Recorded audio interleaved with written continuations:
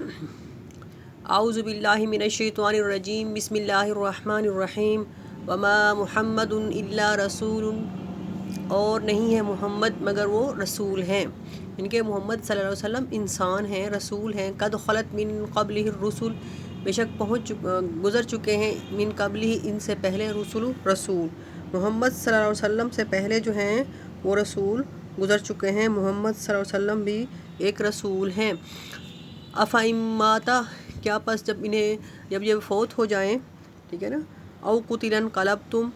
یا یہ قتل ہو جائیں، انقلبتم تم پھر جاؤ گے،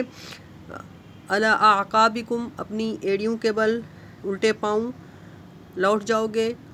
ومن ینقلب اور جو بھی لوٹا، علی عاقبیہ اپنی ایڑیوں پر، یعنی کہ الٹے پاؤں جو بھی پھرا، فلن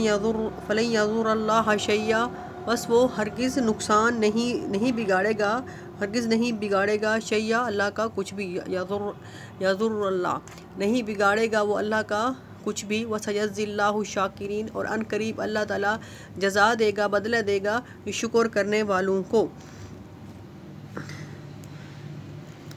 اس آیت میں اللہ تعالیٰ یہ فرما رہے ہیں کہ محمد صلی اللہ علیہ وسلم جو ہیں وہ ایک رسول ہی تو ہیں، وہ اللہ نہیں، ٹھیک ہے، اور ان سے پہلے بھی بہت سارے رسول گزر چکے ہیں۔ اگر آپ کی وفات بھی ہو جائے یا آپ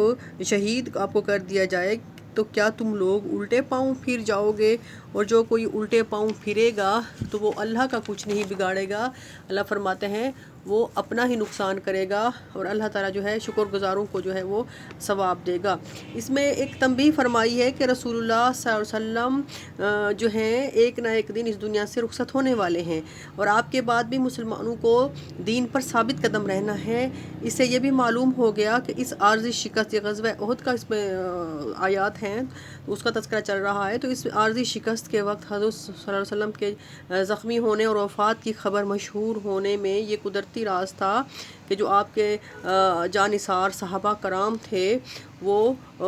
بہت زیادہ پریشان ہو گئے تھے، اور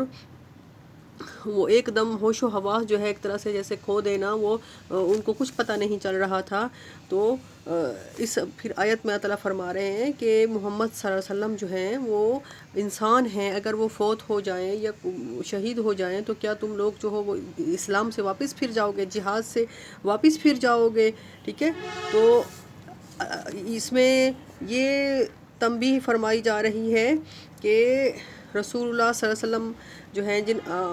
حضرات کو عقب کی جانب پہاڑی پر نگران بنا کر جو ان کو بٹھایا تھا، ٹھیک ہے، ابتدائی فتح کے وقت عام مسلمانوں کو مال غنیمت جمع کرنے میں مشغول دیکھ کر ان حضرات کو بھی یہ خیال پیدا ہو گیا کہ اب تو فتح ہو گئی ہے، اس جگہ ٹھہرنے کی ضرورت نہیں ہے، ٹھیک ہے۔ یہ غزوہ احد میں جو عارضی شکست تھی اس کے 3 سبب تھے۔ پہلا سبب یہی کہ جو تیر اندازوں کو حکم دیا تھا ان پر بعض جو تھے وہ قائم نہ رہے،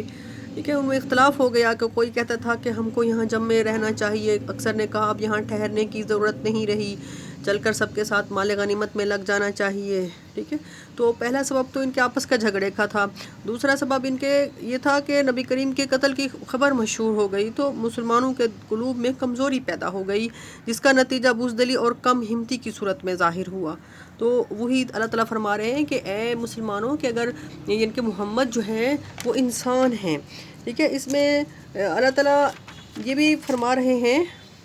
کہ اسلام میں محمد صلی اللہ علیہ وسلم کی جو عظمت و محبت ہے اس کو جزو ایمان قرار دیا گیا ہے۔ انا اول الناس، اللہ تعالیٰ نے فرمایا ہے کہ جو نبی کریم ہیں وہ مومنوں سے ان کی جانوں سے بھی زیادہ وہ ہیں، محبوب ہیں، اہمیت ہے، ان کی قدر ہے۔ تو نبی کی محبت و عظمت کو جزو ایمان قرار دیا گیا ہے، اس میں ادنا کمزوری کو کفر کے مترادف بتلایا گیا ہے۔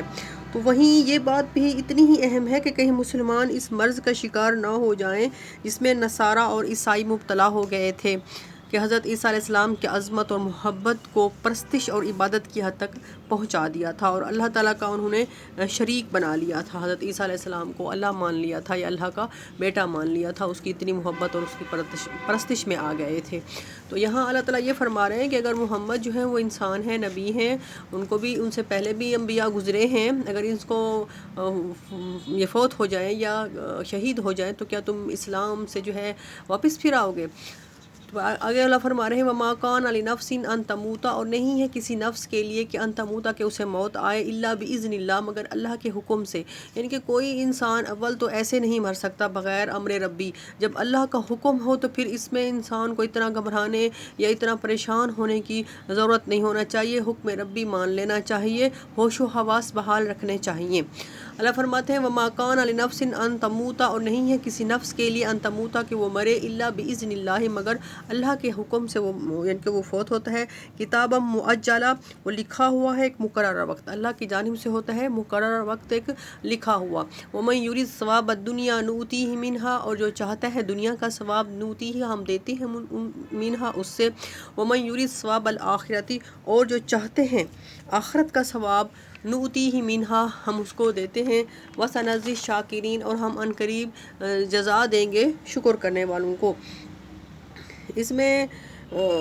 وہی اللہ تعالیٰ فرما رہے ہیں کہ یہ مال غنیمت کی جو جمع کرنے کی فکر میں رسول اللہ صلی اللہ علیہ وسلم کے مقررہ کام کو چھوڑ کر جانے، من کے مال غنیمت جمع کرنے کی جو ان سے غلطی، ایک سرزد کوتاہی ہو گئی تھی مسلمانوں سے، تو اللہ تعالیٰ وہی فرما رہے ہیں کہ جو ہے